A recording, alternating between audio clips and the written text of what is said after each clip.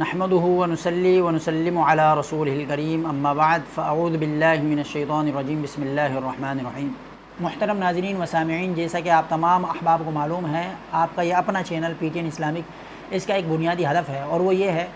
کہ آپ کی فرمائش کے مطابق اس پر ویڈیو اپلوڈ کی جائے۔ تو آج کا جو ٹاپک ہے، جو عنوان ہے، وہ بھی آپ ہی کے ایک دل عزیز ساتھی جنہوں نے فرمائش کی، ان کی فرمائش کے مطابق یہ ویڈیو اپلوڈ کی جا رہی ہے۔ تو آپ کے لیے بھی یہ میسیج ہے اور یہ پیغام ہے کہ اگر آپ کے ذہن میں بھی کوئی سوال ہے شرعی اعتبار سے، فقہی مسائل کے اعتبار سے، تو وہ ضرور کمنٹ سیکشن کے اندر وہ لکھ کر ہمیں سینڈ کریں تاکہ ہم آپ کی اس سوال کا جواب آپ کی فرمائش کے مطابق اس پر ویڈیو اپلوڈ کر سکیں۔ تو آج کی جو ویڈیو کا جو عنوان ہے وہ یہ ہے کہ زکوٰۃ کسے کہتے ہیں، زکوٰۃ کا کیا مطلب ہے۔ بنیادی طور پر یہ بات سمجھ لینا چاہیے کہ زکوٰۃ اس مال کو کہا جاتا ہے جسے صاحب نصاب شخص سال کے گزرنے کے بعد اس میں سے 40واں حصہ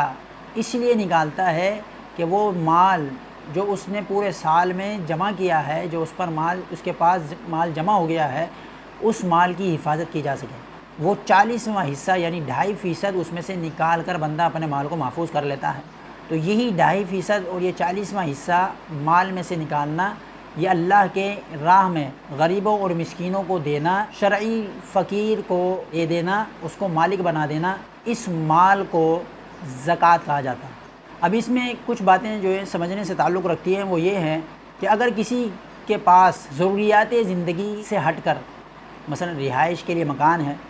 تو مکان کی بھی ایک قیمت ہے، یہ بھی ایک مال ہے، بندے کے پاس ایک پراپرٹی ہے، لیکن ہے رہائش کے لیے،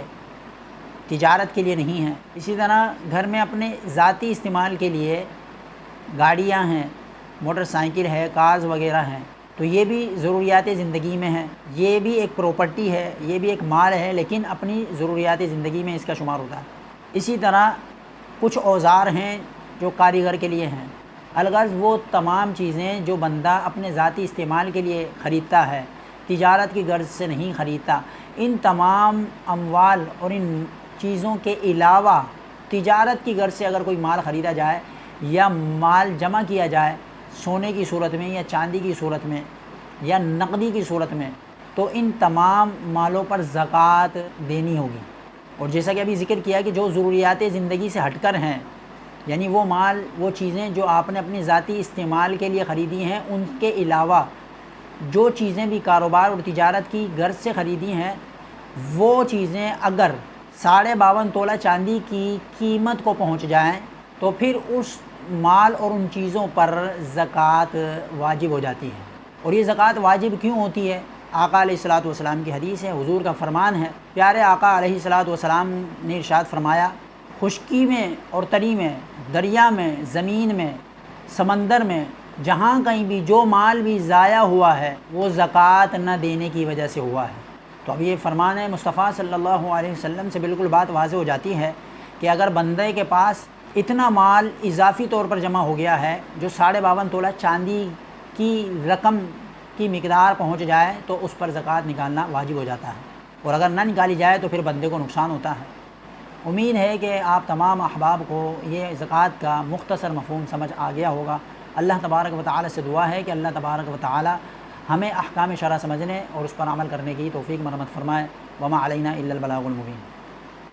حسبی ربی جل اللہ ما فی قلبی غیر اللہ نور محمد صلی اللہ لا الہ الا